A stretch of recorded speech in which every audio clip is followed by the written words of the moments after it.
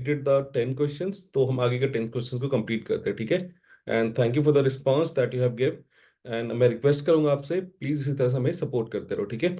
The distance between the point, ये रहा एक पॉइंट और ये एक दूसरा पॉइंट, ठीक है? तो यहाँ से यहाँ के हमने क्या एक लाइन ड्रॉ कर लिया, इसे ले लो x1, इसे ले लिया y1, ये रहा x2 और ये रहा y2। सपोज करिए पॉइंट ए है, बी, इतना करने की रिक्वायरमेंट नहीं है एमसीक्यू के लिए, ठीक है? मैं साथ में साथ फॉर्मूला रिवाइज करना चाह रहा हूँ, इसलिए मैंने ऐसे लिखा है।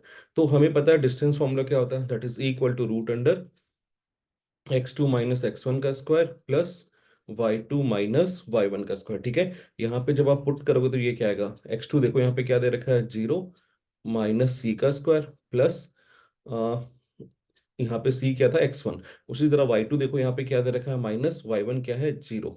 ये रहा इसका स्क्वायर, क्लियर है? माइनस का स्क्वायर इसलिए कोई फर्क नहीं पड़ता है, 0 माइनस सी माइनस सी, माइनस सी का स्क्वायर क्या होगा, ऑलवेज पॉजिटिव सी स्क्वायर। सेम इसी तरह माइनस सी माइनस 0 क्या आएगा, माइनस सी, उसका स्क्वायर करोगे तो it will be C square. जब आप इसे सम अप करोगे तो C square plus C square क्या हो जाएगा, 2c square.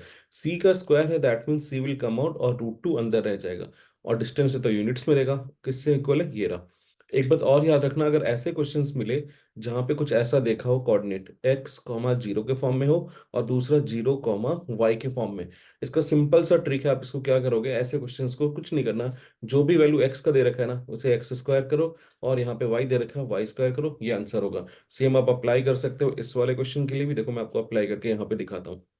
Late me change the colour of ink. यहाँ पे आपने क्या बोला, ये देखो x कॉमा 0 और 0 कॉमा y के फॉर्म में, तो मैंने क्या किया, रूट अंडर x पे क्या है c, ये रहा c का स्क्वायर, y पे क्या है माइनस सी का स्क्वायर भी c स्क्वायर होगा, again it will be equal to 2c square, तो c बाहर आ गया, रूट 2 रह गया, सेम आंसर यहाँ पे। तो जो आपको सही लगे आप उस पे करना, ठीक है? Now come to the next one, question number 12 पे आते हैं, ठीक है? 12 नंबर question volume and surface area से है, तो इससे you will get a 5 marker also, ठीक है? सेक्शन डी पे यहाँ पे एक 1 मार्क्स का पूछा गया। Two cube of each edge, मतलब एक क्यूब है जिसके सारे साइड्स एजेस इक्वल होते हैं। मैं डायग्राम उतना अच्छा तो नहीं हूँ, पर हाँ ठीक है, यहाँ पे मैंने दोनों क्यूब को, आइडेंटिकल क्यूब है, मैंने ज्वाइन करने की यहाँ पे कोशिश किया है, ठीक है? तो नॉर्मली देखो इसका ये जो ब्रेथ है वो 5 रहेगा, ठीक है? लेंथ ब्रेथ और हाइट होता है ना, ये 5 रहेगा, हाइट भी 5 है। चेंज किस में आया है, देखो लेंथ में चेंज है, ये 5 था और ये 5 था, तो ये टोटल कितना हो गया, दैट इज इक्वल टू 10, ठीक है? लेंथ 10 हो गया, ब्रेथ इज इक्वल टू 5 और हाइट इज इक्वल टू 5। अगर यहाँ पे लिखा हुआ है सरफेस एरिया, दैट मीन्स अगर कुछ भी मेंशन नहीं है टोटल या lateral, that means you will find the total surface area. और इसका फॉर्मूला हमें पता है, दैट इज इक्वल टू क्या होता है, twice of L B plus B H plus H L, यही होता है, ठीक है? तो मैंने क्या किया, टू, फटाफट वैल्यू पुट कर दो, एल क्या था 10 × 5, ठीक है, प्लस 5 × 5 प्लस 5 × 10, ठीक है? तो इसके वैल्यू क्या हो जाएगी, 2। ये रहा यहाँ पे 50 प्लस 25 और प्लस 50। मैं थोड़ा कैलकुलेशन में ना थोड़ा लेजी हूँ, तो मैंने क्या करा, 2 से मल्टीप्लाई कर दिया, क्या आ जाएगा, ताकि मेरा कैलकुलेशन आसान आ जाए। ये 100 हो गया, ये 50 हो गया और 100 हो गया, फटाफट ऐड हो जाएगा, that will be equal to 250 और यूनिट क्या है, सेंटीमीटर स्क्वायर, ठीक है? तो ये रहा 250 कहाँ पे, option D is the correct answer, ठीक है? आप भी इस तरह से स्मार्ट वर्क करोगे। Now come to the next one, that is a question number 13 of probability. ये बहुत ही इजी चैप्टर है और स्कोरिंग भी, अगर थोड़ा सा ध्यान दोगे ना तो 6 मार्क्स इसमें से कहीं नहीं जाएंगे। They are talking about a single dice, ठीक है? तो अगर मैं सिंगल डाइस की बात करता हूं तो उसमें कितने आउटकम्स होते हैं, दैट इज 1 2 3 4 5 एंड 6, तो टोटल आउटकम क्या हो गया हमारे पास, 6, okay? Now we will check for the favourable outcome. Probability of that number obtain more than 5, they are talking about the more than 5, तो यहाँ पे मेरा फेवरेबल आउटकम क्या हो गया, that is equal, more than 5 बोला, it is not said equal to 5, तो हम सिर्फ लेंगे 6, ठीक है? अब हमें पता है प्रोबेबिलिटी ऑफ इवेंट क्या होता है, that is equal to number of favourable outcome upon total outcome. मैं इसलिए लिख रहा हूं ताकि आपको याद हो जाए चीजें, ठीक है? अब यहाँ पे देखो नंबर ऑफ फेवरेबल आउटकम क्या है, काउंट्स, ठीक है? उसे लेना मत, कभी कभी हड़बड़ी में हम क्या करते हैं 6 ले लेते हैं, यहाँ पे ऑप्शन में ऐसा नहीं है पर कभी कभी रहता है, ठीक है? तो यहाँ पे काउंट देखो कितना 1, तो मैंने 1 लिखा, टोटल आउटकम क्या है 6, 1/6, सो ऑप्शन क्या है, option B is the correct answer, ठीक है? तो आते हैं next question, that is question number 14 पे, ठीक है? Question number 14 is from the stats. देखो यहाँ पे क्या, ये एम्पेरिकल फॉर्मूला पे बेस्ड है, if mean and mode of the distribution is 17 and 20, मतलब 17 यहाँ पे क्या है, that is equal to mean, and 20 क्या है यहाँ पे, that is equal to mode, then find the median, ठीक है? मुझे एम्पेरिकल फॉर्मूला पता है, that is mode is equal to 3 median -2 mean. Exam में हमें कंफ्यूजन होता है मीडियन के साथ 3 है या मीन के साथ 3 है, ठीक है। सिंपल सा तरीका है, दो स्टेप्स, दो तरीके बता रहा हूँ। सबसे पहले देखो, मीडियन बड़ा है अल्फाबेट्स में, काउंट में, या मीन बड़ा है? मीडियन बड़ा है ना, तो 3 लिख लो, ठीक है। जो बड़ा है उसके साथ लार्जर नंबर ले लो। मीन के साथ 4 ही है तो छोटा नंबर ले लो, ठीक है। और अगर क्लैरिटी चाहते हो, मीडियन में देखो, काउंट करो अल्फाबेट्स कितने, 6, 2 से डिवाइड कर दो 3 मिलेगा।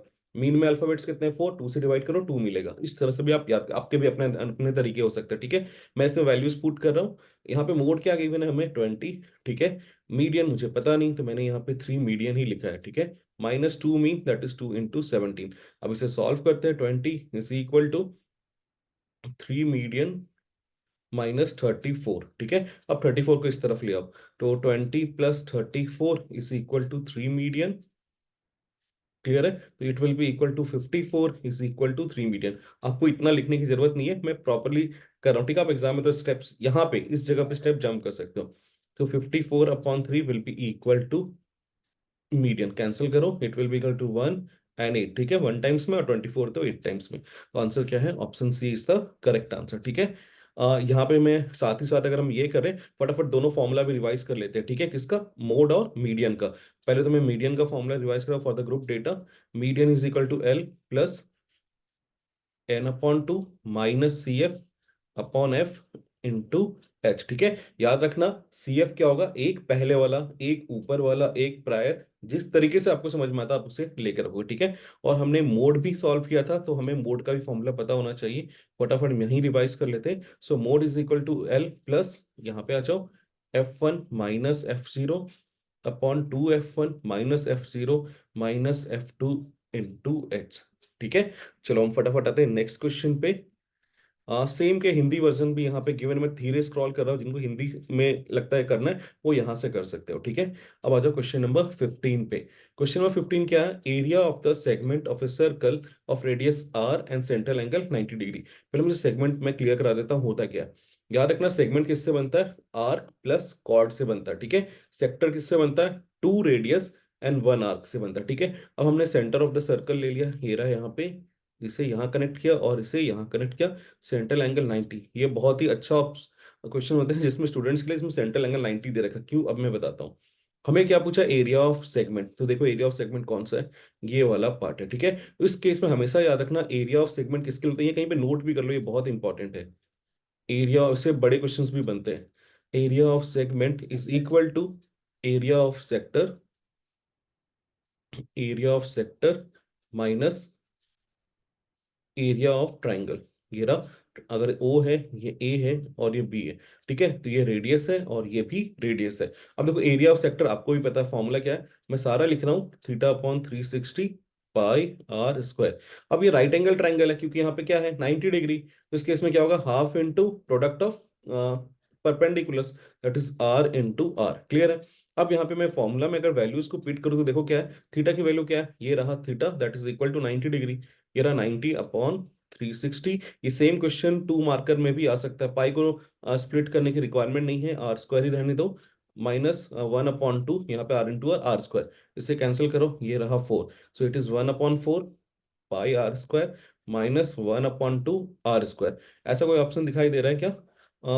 अगर थोड़ा इस फॉर्म में देखो, इसको इस फॉर्म में लिख के दिखा दूं मैं, πr²/4 -1/2 r²।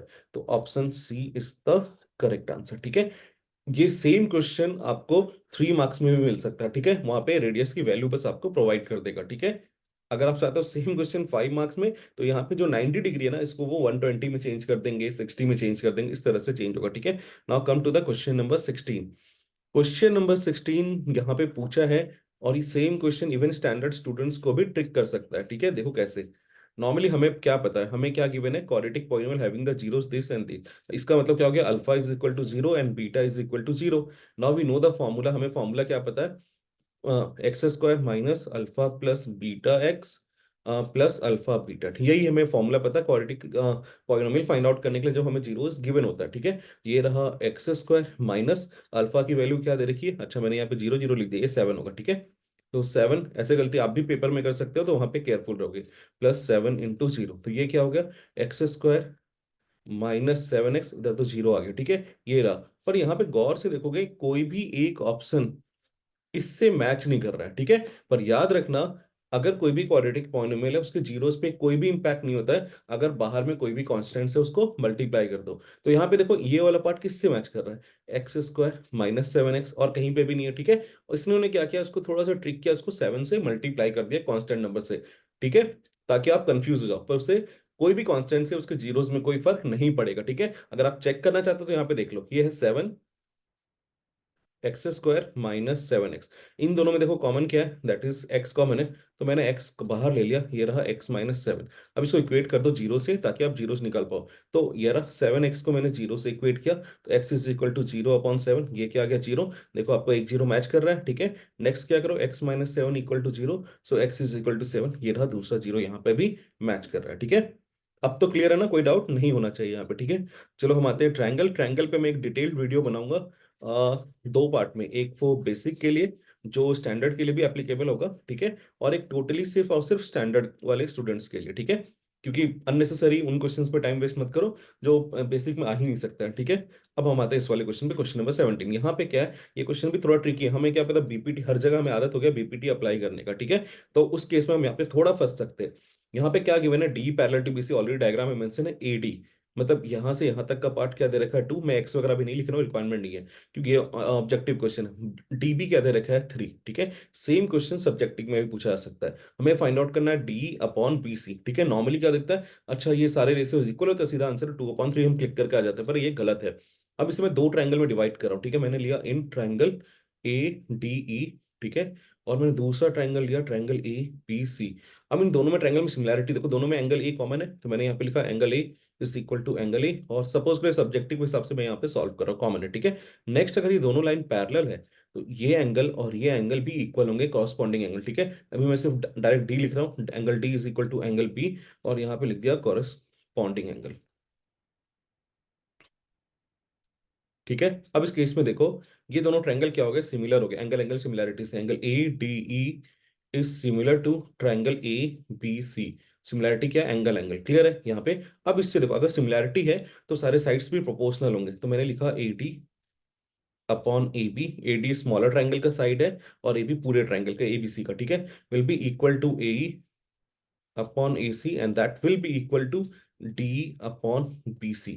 अब थोड़ा ध्यान से देखो, AD की वैल्यू आपके पास क्या है, यहाँ पे देखो AD की वैल्यू क्या है, 2, मैंने यहाँ पे लिख दिया। पर जो AB है वो किससे बना है, AD प्लस DB से बना है, ठीक है।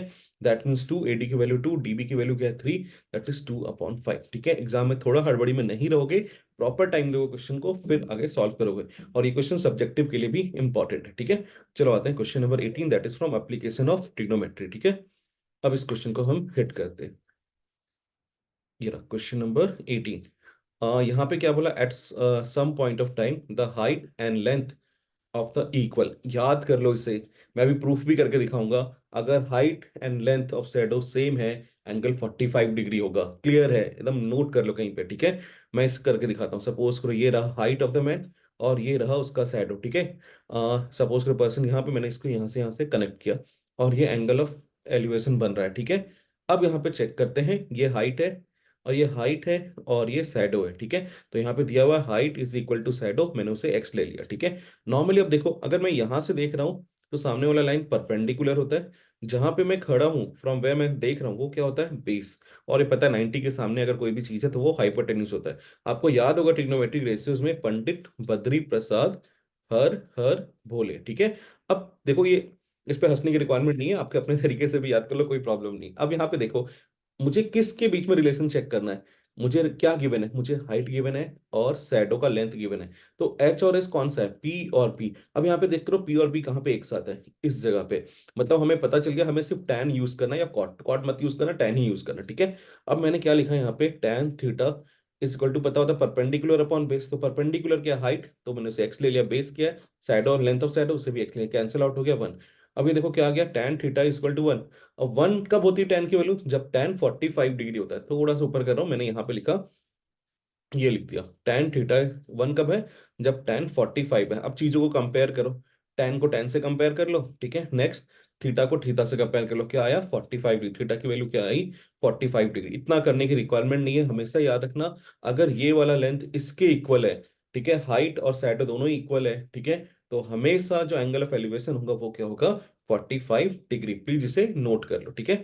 अब आते हैं नेक्स्ट जो क्वेश्चन से हमें सबसे ज्यादा डर लगता है, दैट इज असर्शन और रीजन। एक नया टाइप ऑफ एमसीक्यू है और स्टूडेंट्स के बीच में फेयर बना हुआ है इसको लेकर के, ठीक है। ऑप्शंस तो वही पेटेंट ऑप्शन है, ए if assertion is reason both are true, or is the correct explanation of that, both are true and reason is not the correct explanation of that, a true r false, a false r true, ठीक है। Same patent question है। अब इस वाले question देखो, 19 question बहुत प्यारा है।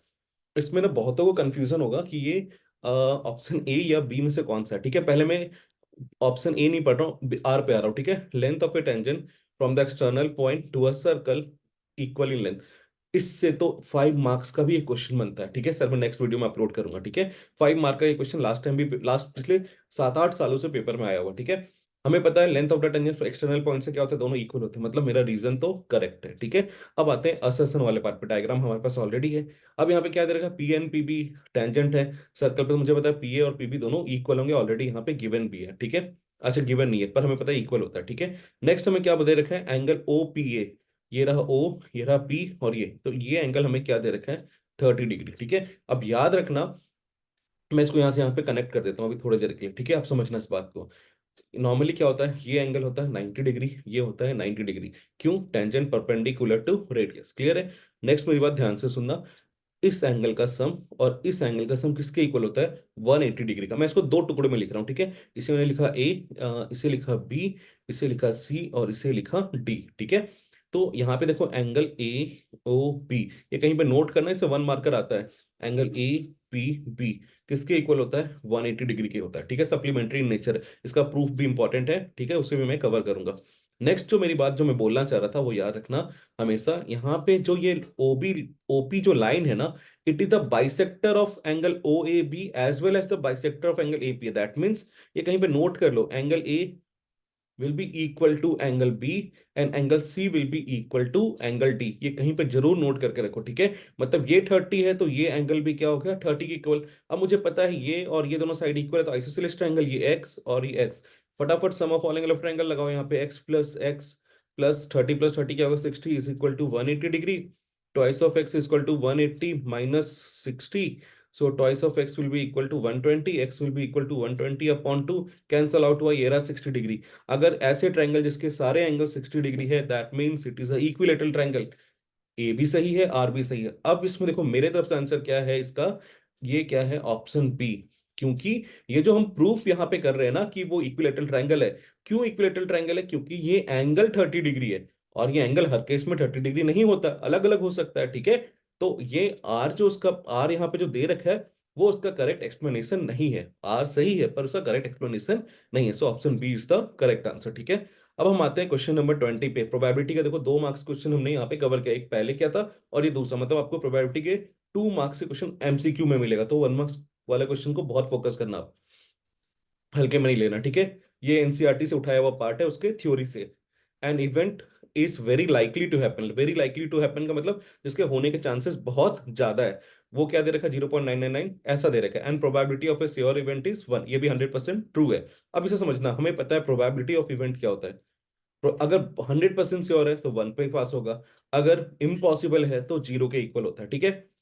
क्लियर है, मतलब मैं पहले इक्वल के साइन बना ले रहा हूं, देखो ये इक्वल और ये भी इक्वल बना लिया, ठीक है। अगर प्रोबेबिलिटी 100% से थोड़ा कम है तो मैं यहाँ पे लेस देन भी बना दिया। देखो प्रोबेबिलिटी क्या हो गया, अगर चांसेस घट रहा है तो लेस देन इक्वल टू 1 की तरफ मूव किया, ठीक है। उसी तरह इम्पॉसिबल है पर थोड़ा सा उम्मीद जग गया है, ठीक है, तो ग्रेटर देन होगा, तो ये रहा मैंने ग्रेटर का साइन। इस तरह से आप भी याद रखोगे, क्लियर है। मतलब अगर लाइकली टू हैपन है तो किसके करीब होगा, किसके, अगर मैंने यहाँ पे स्केल बना के देता हूं आपको, ये 0 है 1 है, अगर प्रोबेबिलिटी होने का चांसेस बहुत ज्यादा है, ठीक है, तो किस तरफ होगा डेटा, इस तरफ होगा, ठीक है, हम इस तरफ बढ़ेंगे।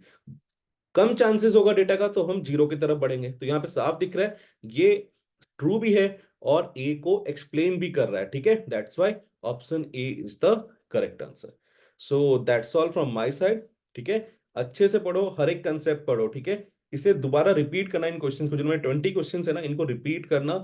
आप देखना नो मोस्टली जो सीबीएसई का पेपर टाइप है ना टिल नाउ, आज की डेट की मैं अगर बात करता हूँ, वो रिपीटिव इन नेचर है। इसलिए आप आर एस अग्रवाल की बुक उठाते हो, आरडी उठाते हो, उसमें बड़े बड़े लिखे हुए हैं क्वेश्चंस के आगे, सीबीएसई 17, 18, 19, 21, 22 ऐसे लिखे हुए रहते हैं, ठीक है। तो उसका उससे मतलब क्या निकालते हैं कि पेपर रिपीटिव इन नेचर है। इन क्वेश्चंस को अच्छे से करो, ठीक है, आप आसानी से नंबर स्कोर कर सकते हो। पर प्लीज अब लेजीनेस मत लाना, आप कभी भी गैप मत लाना स्टडी में। जो भी आपने रूटीन फॉलो कर रखा है ना, उसको प्रॉपरली फॉलो करो, ठीक है। That's all from my side. अगर आपको लगता है ये वीडियो आपके लिए हेल्पफुल है तो प्लीज शेयर एंड सब्सक्राइब, ठीक है, सब्सक्राइब जरूर करना, इससे मुझे सपोर्ट मिलता है, ठीक है। So bye bye everyone, take care and keep learning, thank you.